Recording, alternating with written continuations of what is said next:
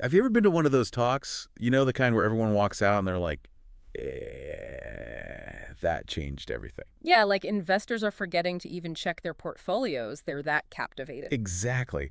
And get this talk that caused such a frenzy, it wasn't about some new tech or some marketing hack. It was about throwing the whole rule book on running a company out the window. Okay, now you've got me curious. What were they advocating for exactly? Well, it all stems from a recent article by Paul Graham. Oh, right, the Y Combinator guy. Yeah, you know him. He's basically startup royalty. Invested in Airbnb, Dropbox, all the big ones. Right. So he's got this insider perspective, right? And in this piece, he's diving into this idea of founder mode. Founder mode. I can't say I'm familiar. So it's this idea that there's this way that founders run companies. This is totally different from traditional management. Okay, so what is it exactly? Well, it's less about having all the answers and more about how deeply involved the founder is. Like even the nitty-gritty that most management advice would say, delegate, delegate, delegate. In fact, Graham actually says there are things founders can do that managers can't. Pretty bold statement. So are you saying it's not just about hiring the best people and then just getting out of their way? Yeah, because that seems to be the traditional wisdom, right? But Graham's suggesting that can actually backfire, especially early on. Really? If you've got a great team, shouldn't they be able to execute? Well, think about it. Founders, especially in those early stages, they've got this gut feeling about the product, about the market. I mean, they've lived and breathed this thing often for years before anyone else even bought in. That kind of intuition is just really hard to replicate.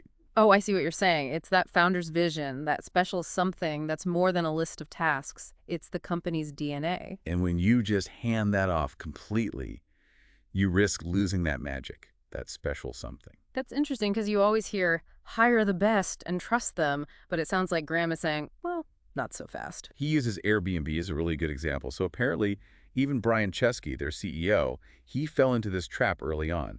Followed the advice, brought in these seasoned execs, gave them autonomy, and things almost went completely sideways. Really? Wow, so how did they right the ship? So Chesky, he realizes that his vision for Airbnb, this idea of creating a feeling of belonging, not just booking a place to stay, well, that was something that he needed to be actively involved in shaping, not just delegating. It makes you wonder how many startups weren't so lucky, right? This whole founder mode thing, it's almost like this counterintuitive skill, isn't it? It really is. And this is where Graham gets really provocative. He says that blindly following this, hire good people, give them autonomy, that it can actually be like hiring, quote, professional fakers. Whoa, okay. Yeah, professional fakers who are going to run your company right into the ground. Strong words, though I think I get what he's getting at. Exactly. And that's what we're going to unpack next. What did he mean by these professional fakers? It's not as simple as it sounds. So before the break, we were talking about those professional fakers. I mean, what do you make of that term? Well, it definitely grabs your attention, that's for sure. But I think what he's really pointing out is how some companies, especially as they get bigger, they start to, well, prioritize the wrong things. It's not that every manager is going to try and sabotage the company. But it might be playing a different game. Exactly. One where it's more about climbing that corporate ladder than actually achieving the founder's vision. 100%. It's Yeah. like they're incentivized to make the numbers look good, hit those quarterly targets, even if it means sacrificing the long-term vision, or even the company's values. And that's where this whole founder mode comes in. Yeah. Like the antidote. In a way, yeah. See, founders, they're not playing that corporate game. They're playing a different game entirely. One with, let's just say, much higher stakes. Well, yeah, it's their baby. Their reputation, their life's work on the line. Exactly. They've got skin in the game. They're intrinsically motivated in a way that you just can't fake, in a way that's almost impossible to replicate. You know, Graham actually gives this really interesting example of this with, you guessed it, Steve Jobs over at Apple. Remember those retreats he used to have with his top 100 people? Yeah, vaguely. Wasn't that like the hottest ticket in Silicon Valley? Oh, it totally was. Everyone wanted an invite. And here's the thing. It wasn't always people with the big titles, you know, senior VP this or director of that. It was about who could get it done. It was about who Jobs felt was truly essential to Apple's success, period. Didn't matter what their job title was, didn't matter where they were on the org chart. Like a totally different way to think about leadership. Right. It's not about hierarchy, it's about impact. Vision. Exactly. Getting everyone aligned on the same goal. And you know what? This actually ties into this other concept Graham mentions, skip-level meetings. Have you ever heard of those? Skip level meetings. Can't say I have. What's that? So it's when leaders, instead of just talking to their direct reports, they bypass the levels of management and they connect with employees at all different levels of the company. Oh, interesting. So you've got the CEO chatting with, like, the engineers, the marketing team directly. Why is that so important? Well, think about it. It lets the people at the top, the founders, the leaders, whoever, it lets them keep their finger on the pulse of the company. They can understand the challenges, the opportunities firsthand. They don't have to rely on some filtered report from middle management. And I bet it's great for morale, too. Shows you're invested in the people actually doing the work. 100%. It's about building a strong company culture, which is so crucial as companies grow, right? It's making sure that everyone, from the intern to the VP, that they all feel connected to the bigger vision. This whole founder mode thing, it's making a lot more sense now.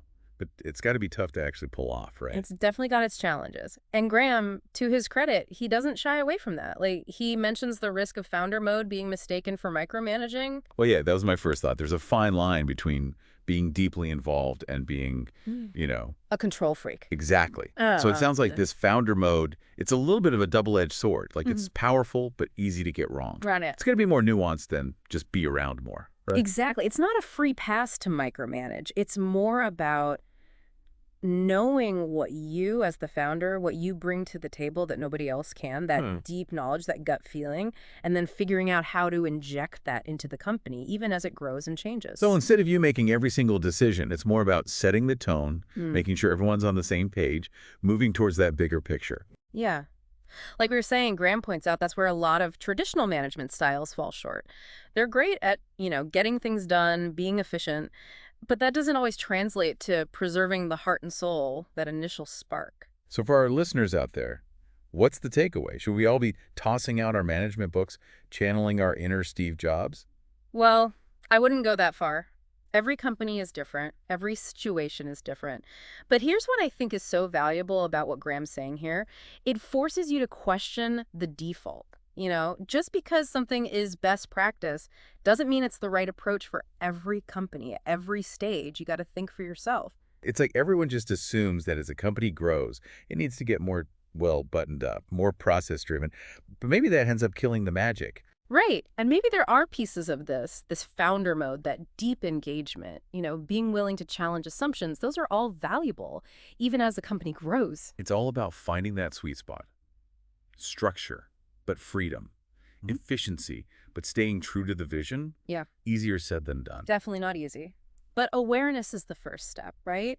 Recognizing that, hey, maybe there are lots of different ways to lead, different ways to build a successful company. And you know what? Maybe it's those unconventional paths that lead to the really extraordinary results. That's a great point to end on. It's not about blindly copying what works for someone else. It's about figuring out what these founder mode principles really mean and how they fit into your world, your company. Absolutely. And who knows, maybe next time you're at one of those talks, it'll be your company everyone's buzzing about. That's right. All right, listeners, that's our deep dive on founder mode. Until next time.